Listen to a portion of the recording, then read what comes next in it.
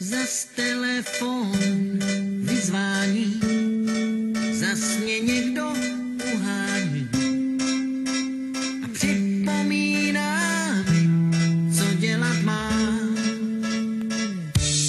Já chci mít prázdniny, on zas má své termíny, co slíbil jsem, kdy prý odevzdám.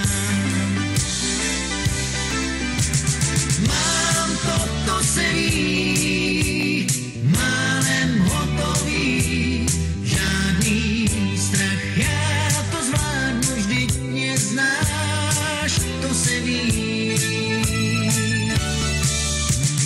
Pak se dohodnem, že se sejdem příští den. Já